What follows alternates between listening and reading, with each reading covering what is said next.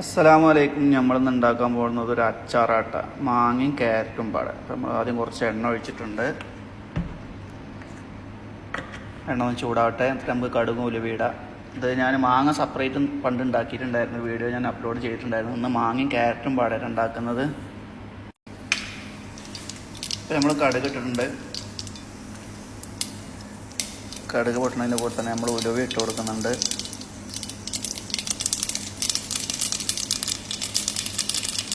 അത് പൊട്ടിയ പാട് നമ്മൾ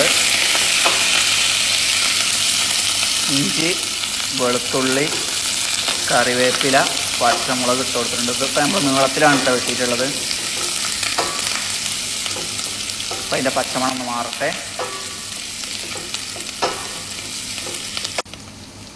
അപ്പം അതൊന്ന് വാടിക്കഴിഞ്ഞിട്ടുണ്ട്. അപ്പോൾ നമുക്ക് എന്താണ് ആദ്യം ക്യാരറ്റ് ഇട്ട് കൊടുക്കാം. ഓക്കെ, ക്യാരറ്റ് ഒന്ന് ചെറുതായിട്ടൊന്ന് വേവണം കേട്ടോ.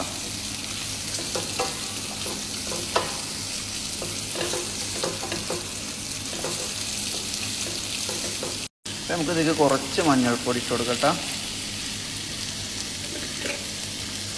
പാകത്തിന് ഉപ്പ് ഇട്ട് കൊടുക്കുക.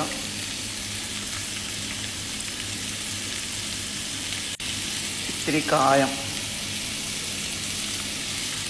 നന്നായിട്ട് ഇളക്കുക.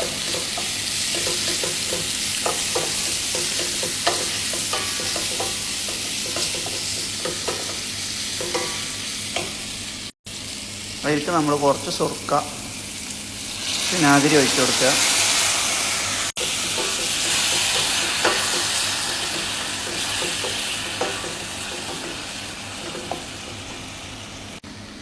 അപ്പോൾ ക്യാരറ്റ് ഒരുവിധം വാടിയിരിക്കണം. അപ്പോൾ നമുക്ക് ഇനി മാങ്ങ ഇട്ട് കൊടുക്കട്ടോ. മാങ്ങ നമ്മൾ നീളത്തിലാണ് മുറിച്ചിട്ടുള്ളത്. നമ്മൾ 2 മാങ്ങ 2 ക്യാരറ്റാണ് ഇപ്പോൾ എടുത്തിട്ടുള്ളത് കേട്ടോ. ഇനി ഇതിലേക്ക് നമ്മൾ 1 ടേബിൾ സ്പൂണ് പഞ്ചസാരയും കൂടി ചേർത്ത് കൊടുത്തിട്ടുണ്ട്. അതിൻ്റെ പുളിയും ഉപ്പൊക്കെ ഒന്ന് ബാലൻസ് ചെയ്യാൻ വേണ്ടിയിട്ട്. ഓക്കെ, ഇനി നമുക്ക് തീ ഓഫ് ചെയ്യാം. കാരണം മാങ്ങ വല്ലാതെ വാടിപ്പോകരുത്, ആ ചൂടിൽ കിടന്ന് വെന്തോളും. അത്രേ ഉള്ളൂ.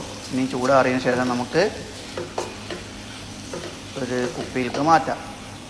അടിപൊളിയാവും കേട്ടോ. ഓക്കെ, നന്നായിട്ട് മിക്സാക്കി കൊടുക്കുക.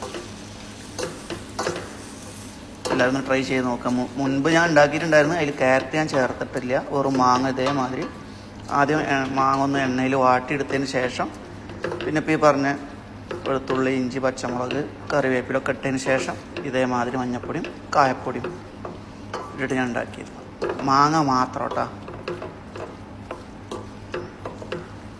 അപ്പോൾ ഇതെല്ലാവരും ഒന്ന് ട്രൈ ചെയ്ത് നോക്കുക, അടിപൊളിയായിരിക്കും. ഓക്കെ.